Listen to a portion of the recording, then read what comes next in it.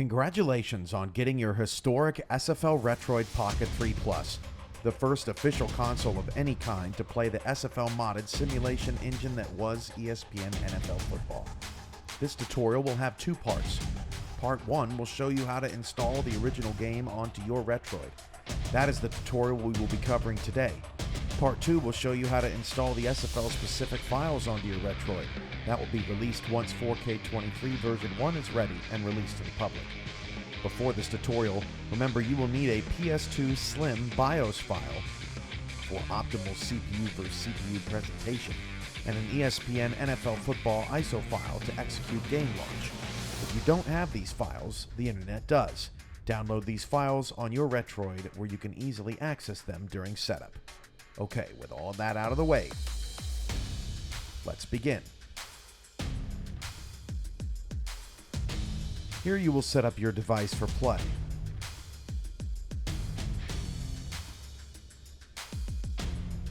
Select your language.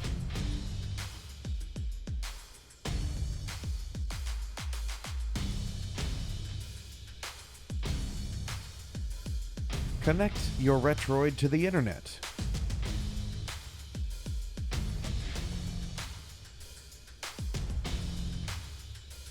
Set your time zone.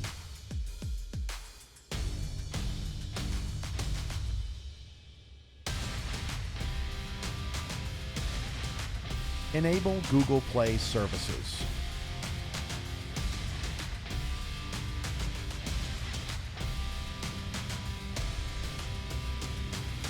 In the pre-install apps folder, install Mixplorer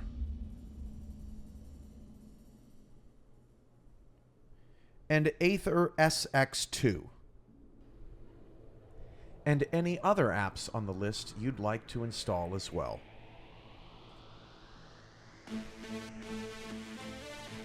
Select RP3 Plus Launcher,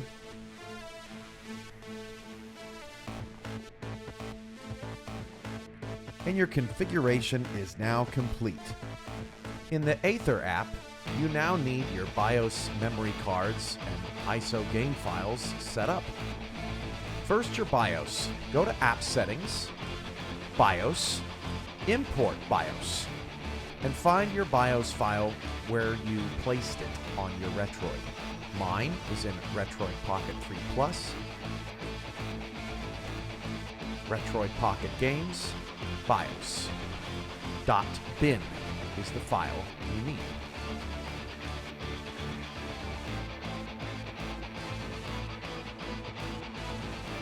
Next, import your memory card by going to Memory Cards, Import, and find your card. The current one I'm using is in my download folder. Lastly, go to Game List and add a folder for Aether to point to that has your ISO files in it. Now, in the Aether app, start the BIOS.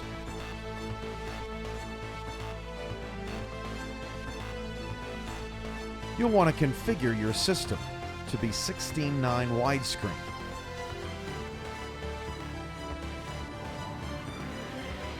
Use your arrow keys to go to System Configuration.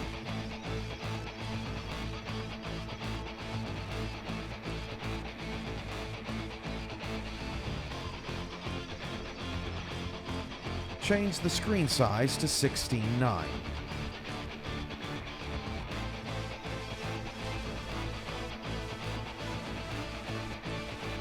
Once you've done that, it's back to the Aether app.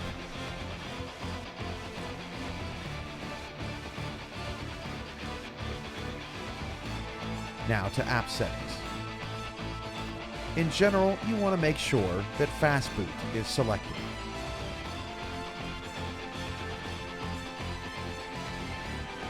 Now in controller settings, if you don't want your controllers on your touchscreen, make sure to select None under Touchscreen Controller View.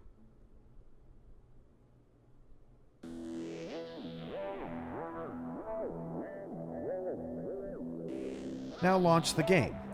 Once you've reached the start screen of 2K4, Swipe left on your Retroid device to pull up the game's menu and click the eye icon in the upper right-hand corner. Go to System Settings. Your EE cycle rate should be 50% -3. Your EE cycle skip should be maximum underclock 3.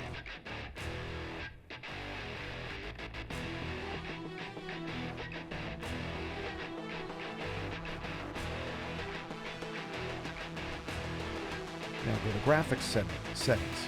Your GPU renderer should be Vulkan.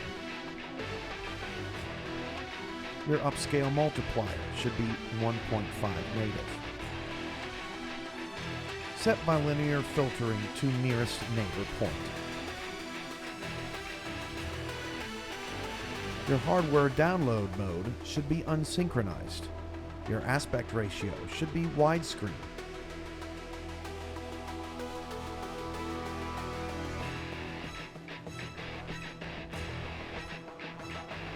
Make sure Load Texture Replacements is checked.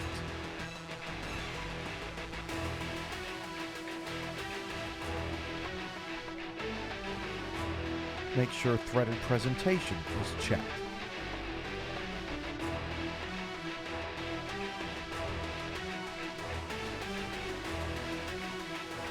In your memory card settings, enable the card and select the card you wish to use. The SFL will provide a memory card with weekly updates during the season.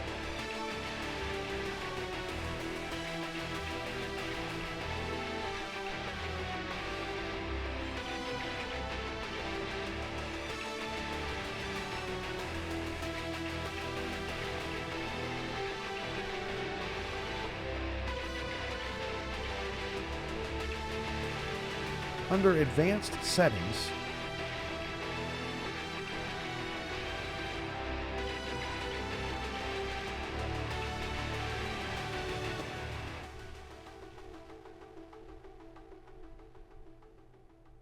make sure Override Texture Barriers are force disabled. And you're ready to play.